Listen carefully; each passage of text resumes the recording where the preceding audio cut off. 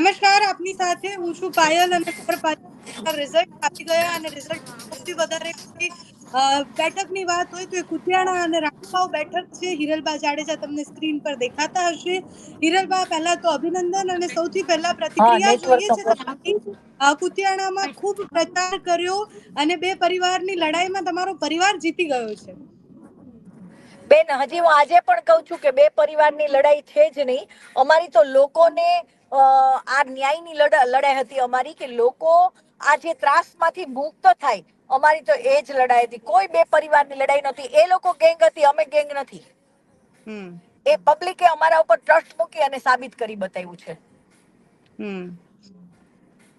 હિરલબા, જીત મળી છે, કયા કયા કારણો લાગે છે એની પાછળ?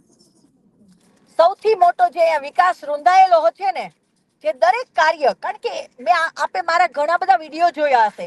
મેં એક એક વોર્ડમાં, એક એક ગલીમાં જઈ અને વિડીયો મૂક્યા હતા. અને લોકોએ પણ જોયા. લોકો તો જે ત્યાં રહે છે એ લોકો તો બધા સમજતા હતા. એકચ્યુઅલી એવી વસ્તુ હતી કે એમની સામે કોઈ ટક્કર લે એવો કોઈ ઉમેદવાર હતો નહીં. અને આ વખતે અમે પણ લોકોને વિનંતી કરી હતી કે ભાઈ એક તક અમને આપો અને કુતિયાણાને સુંદર બનાવવાની જવાબદારી, કુતિયાણાનો જે વિકાસ, જે પ્રાથમિક સુવિધાઓનો જે અભાવ છે એ અમે પૂરી કરીને બતાવીશું. એટલે જે લોકોએ અમારા ઉપર વિશ્વાસ મૂક્યો એ વિશ્વાસ અમારે પૂરો કરવાની હવે અમારી જવાબદારી આવી છે. ઢેલી એમનો પરિવાર આખો મેદાને ઉતર્યો હતો, એમને શું કહેવા માંગશો? એ તો જીત્યા જ છે. બેન, હું એટલું જ કહીશ કે જો 30 વર્ષના શાસનમાં એમણે ભ્રષ્ટાચાર અને ભય આ બે ન ફેલાવ્યા હોત તો આજે ચોક્કસ એ લોકો જ જીતત. જી હિરલબા. પણ એમનું જે કાર્ય છે, એમણે જો વિકાસ કર્યો હોત તો આપ વિચાર કરો, અમે ક્યાં મુદ્દા ઉપર લોકોને કઈ કહી શકત. કયા કયા મુદ્દા એવા છે કે જે હવે તમે કામ કરશો તમારી પેનલ જીતી છે પછી? પ્રાથમિક સુવિધાઓમાં જો પાણી તો કાંદલ જાડેજા તરફથી આપવામાં આવી જ રહ્યું છે, બરાબર.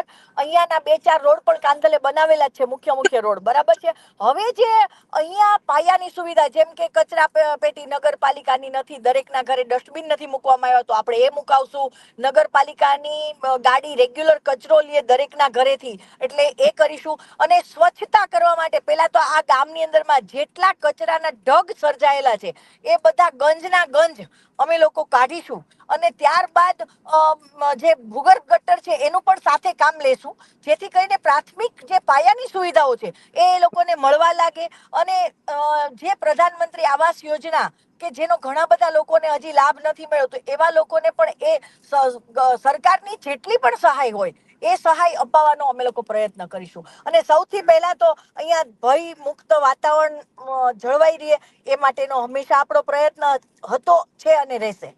અને લોકો આજે ચૂપચાપ મતદાન કર્યું છે. આપ પણ ઇન્ટરવ્યુ લેવા ગયા ત્યારે લોકો બોલતા નતા. હવે આપને આજે સમજાય છે ને કે લોકો કોનાથી ડરતા હતા. એનો જવાબ, મારો જવાબ આપે આપવાનો છે કે આપ જયારે ઇન્ટરવ્યુ લેતા હતા લોકોના, ત્યારે કોઈ ખુલ્લેઆમ બોલી નતું શકતું.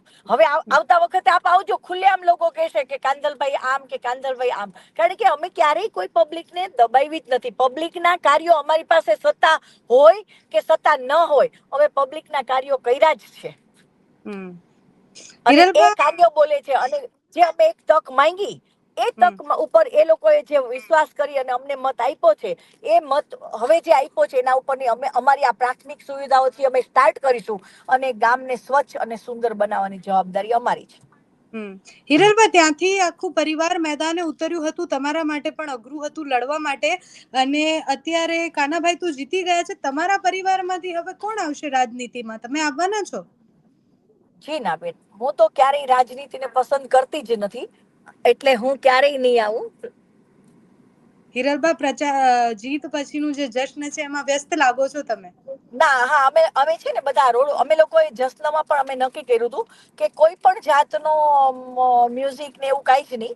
અને ફક્ત બધા લોકોની બહુ જ ઈચ્છા હતી, એટલે અમે ફક્ત અમારા જે ગામના મુખ્ય રોડ છે એ રોડ ઉપર જ નીકળ્યા છીએ. અને એ પણ બધા ગાડીઓમાં નીકળ્યા છીએ. હું હમણાં ચાલતા નીકળી હતી મેઈન બજારમાં. એના આપને ફોટો મોકલીશ. કારણ કે મુખ્ય બજારમાં, કારણ કે બધાની પાસે મત માંગવા હું ઘરે ઘરે ચાલીને ગઈ હતી અને બજારમાં પણ ચાલી હતી, ત્યારે બજારના મતદાર ભાઈઓને હું મળીને ચાલતા ચાલતા જ ફરીથી આવી, કારણ કે આજે આપણે જીતી ગયા એટલે ગાડીઓમાં જલસા કરીએ એ મને ગમતું જ નથી. કારણ કે જે વ્યક્તિએ આપણા ઉપર ભરોસો મૂક્યો છે એ ભરોસો એ લોકોનો ફરીથી અમારા ઉપર વધતો રહે એ કોશિશ મેં આજે પણ કરી છે, અને એના ફોટોગ્રાફ ને બધું આપને મોકલીશ કે હું લોકોને મળતા આવીશ. અને હમણાં હું થોડીક વાર પહેલા જ હવે બહાર થોડો હાઈવે નો રોડ છે ત્યારે જ હું ગાડીમાં બેઠી છું, અને બધા હજી પણ બંને સાઈડ રોડ ઉપર લોકો ઉભા છે, એટલે બધા જ લોકોની અપેક્ષા હોય એટલે બધાનો આભાર વ્યક્ત કરું છું. અને આજે દરેકને મળીને ખાલી એક જ વાત કરી છે કે આ મતદાતાઓની જીત છે અને એ લોકો આ ત્રાસમાંથી મુક્ત થયા છે, બરાબર છે.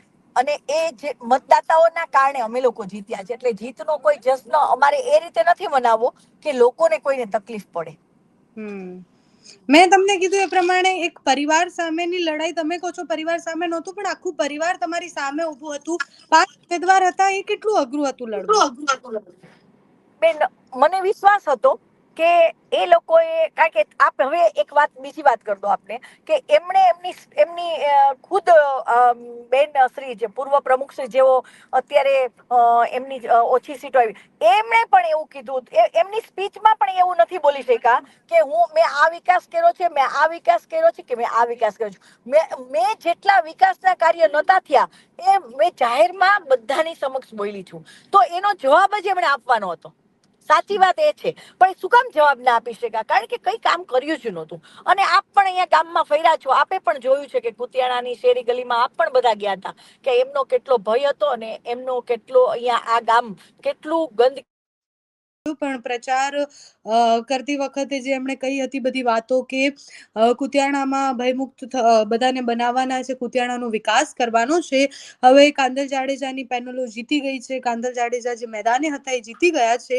કુતિયાણાનો વિકાસ કેટલો થાય છે 5 વર્ષ પછી તમને બતાવીશું ત્યાં જઈને, કારણ કે અમે એમને એવું પૂછીને આવ્યા હતા કે અમે જો 5 વર્ષ પછી આવીએ છીએ તો કુતિયાણામાં શું બદલાશે અમને કહેજો, અને એમને જે જવાબ આપ્યા હતા એ સ્ટોર કરીને રાખ્યા છે. 5 વર્ષ પછી તમને બતાવીશું કે કુતિયાણાનો વિકાસ કેવો થયો છે. અત્યારે તો એ બે પરિવારની લડાઈ, એ માને કે ન માને, પણ એ બે પરિવારની લડાઈમાં કાંદલ જાડેજાની જીત થઈ છે. જીત પછી જનતાનું શું થાય છે જોવાનું રહ્યું. નમસ્કાર.